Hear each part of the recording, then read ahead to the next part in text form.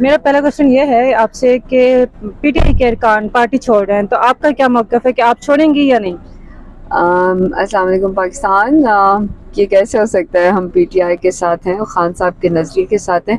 जिन्होंने छोड़ा मुझे नहीं पता कि उनकी क्या वजूहात थी, पर्सनल थी या कोई उनकी और वजूहात थी। उन्होंने छोड़ा है। पार्टी कभी भी ख़त्म नहीं होती। नए लोग उभर के आएंगे और मेरे ख्याल में अब मौका मिलेगा जो और यंगस्टर्स को कि वो आएँ और खान साहब के साथ शाना बशाना उनके चले। और इंशाल्लाह आप देखिएगा कि इससे चीज़ें ना ही अफसरदा होते हैं। मैं तो नहीं हुई, क्योंकि जिसको जाना होता है उसको आप रोक नहीं सकते और मुश्किल में ही पता लगता है। तो अल्लाह करे कि ये जो एक मुश्किल टाइम है, क्योंकि खान साहब अगर फ़िक्रमंद हैं बहुत ज़्यादा और परेशान हैं, तो वो सिर्फ कारकुन के लिए हैं जो कि जेल में है और जो ह्यूमन राइट्स है उसकी जो वायलेशंस है उसके लिए बात करते हैं।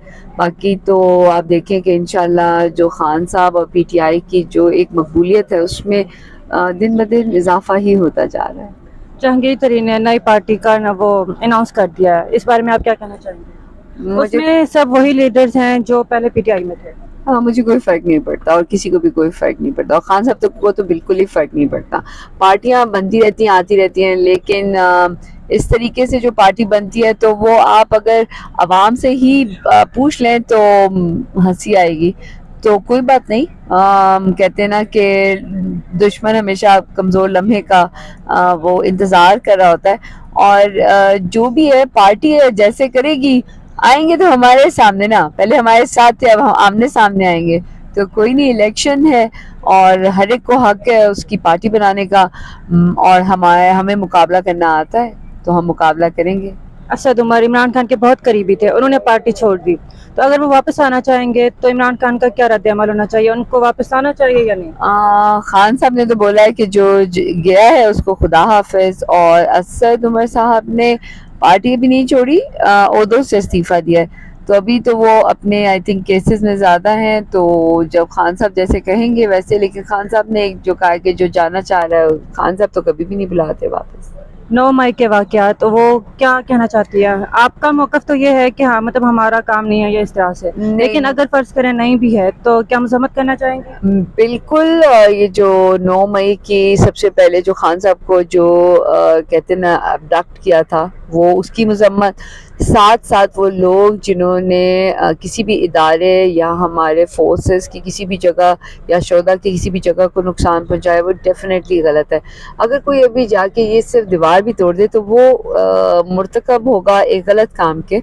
तो वो चाहे हमारी पार्टी से हो किसी भी पार्टी से हो, वो अकाउंटेबल होना चाहिए। लेकिन ये जो भी कुछ हुआ है ये ऐसे नहीं हुआ, ये डेफिनेटली इससे पहले कभी क्यों नहीं हुआ, क्योंकि खान साहब की जब उनको कातलाना हमला हुआ था तो सब ने उस वक्त भी प्रोटेस्ट किया था, बट इस किस्म का कोई काम नहीं था।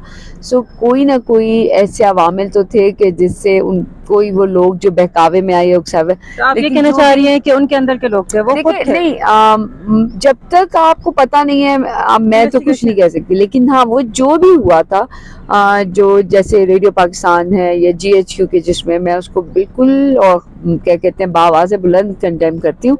हमारे जो फोर्सेस हैं वो हमारी बैकबोन है, मैं हमेशा कहती हूँ, और हमारा काम जो है वो जमहूरियत के साथ है और हम दुनिया में अपने पाकिस्तान का नाम बनाते हैं। किसी को बुरा कह देने से आप अच्छे नहीं हो जाते कभी भी।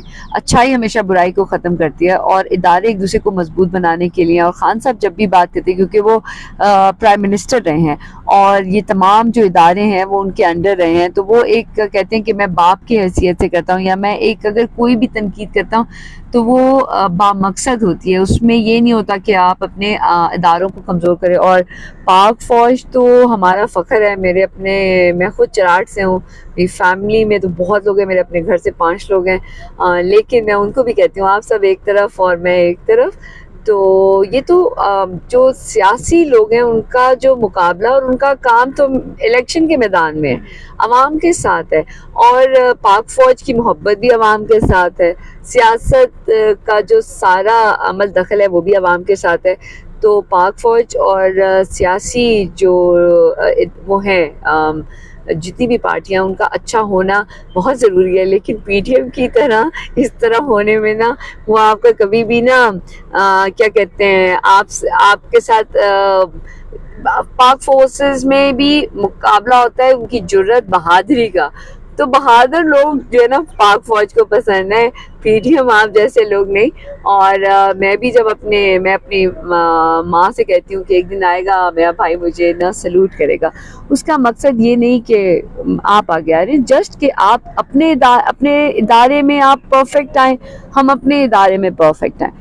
तो ये नौजवानों को तो बहुत अच्छे से पता है। जब कोई पीडीएम ये कहती है ना कि नौजवानों को बरगलाया, एक्सक्यूज मी, हम पढ़े लिखे लोग जो कलम और आवाज़ की बात करते हैं और डंडे और ये जो जिस तरह की आप ये ताने बाने करते हैं, इस तरह वाला काम हम नहीं करते।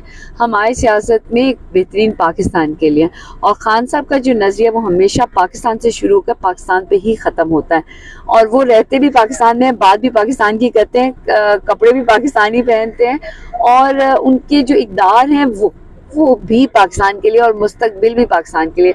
सो उसको बराए मेहरबानी पीडीएम आप अपने अज़ाइम के साथ ना मिलाएं। पाक फौज और पीटीआई को अगर आप लड़वाने की कोशिश करेंगे तो हम जैसे पढ़े लिखे लोग, वफादार लोग, क्या कहते हैं, बहादुर लोग हमेशा आपके सामने रहेंगे। ना आप पीटीआई को अफवाज से ना अदारों से लड़वा सकते हैं, और हम कहते हैं ना, अगर हम उनको बुरा कहेंगे तो हम बुरे होंगे, और अगर मेरा तो नहीं ख्याल कि फौज जो है वो हमें बुरा कहती हो।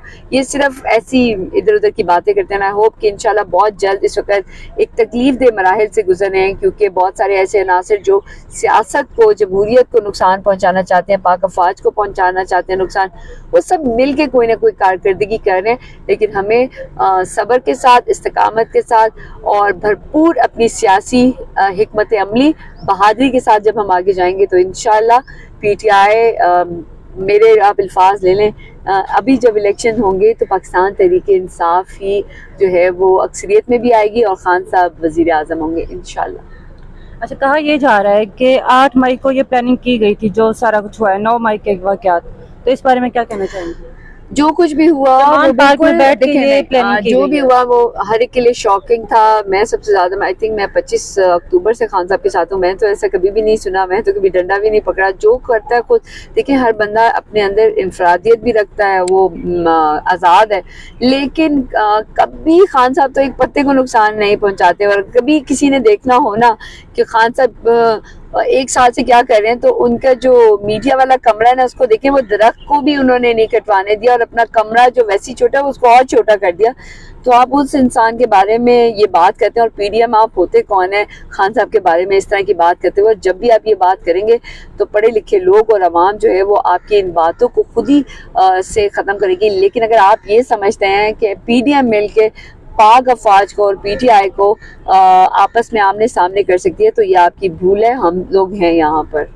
इमरान खान के नशियात पे पाबंदी लगा दी गई है हर मीडिया चैनल पे, तो इस बारे में क्या कहना चाहेंगे? इमरान खान की पार्टी पे फर्क पड़ेगा इस चीज़ से? नहीं, ये कोई फर्क नहीं पड़ता। जितना नहीं देखेंगे उतना ज़्यादा जो है खान साहब याद होंगे, और सोशल मीडिया जो है वो इतना प्रोएक्टिव हो गया है और इतना ज़्यादा इस्टेब्लिश्ड हो गया है। और अब आप कहते हैं ना स्पेस की बातें करते हैं, तो आप एक पाकिस्तान में कैसे आवाज़ बंद कर सकते हैं? इंटरनेशनल मीडिया आ रहा है, तो ये इलेक्ट्रॉनिक मीडिया को खुद सोचना चाहिए कि हम अपने घर को खुद ही नुकसान पहुंचा रहे। कोई भी पार्टी है, कोई भी पार्टी को इस तरीके से बैन नहीं होना चाहिए।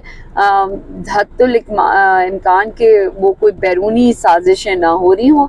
बाकी इससे नुकसान है जमहूरियत को, इससे नुकसान है पाकिस्तान को और आने वाले मुस्तकबिल को, और ये इंशाल्लाह जल्द जो है ख़त्म हो जाएगा। क्योंकि जब इतनी सारी जो पीडीएम इम्पोर्टेड हुकूमत मिलके यहाँ पर कर रही है, तो उनको तो लग रहा है कि दिन जो है वो 24 दिन रात जो है वो 24 घंटे का नहीं बल्कि शायद 1 साल का हो गया है। तो वो क़यामत का दिन जो है ना वो 1 साल का, इस तरह बहुत सालों का होगा। तो अगर आपने दुनिया को क़यामत बनाने की कोशिश कर रहे हैं तो आप भी इसमें शामिल हो जाएंगे, आप टेंशन ना लें। Okay, thank you so much.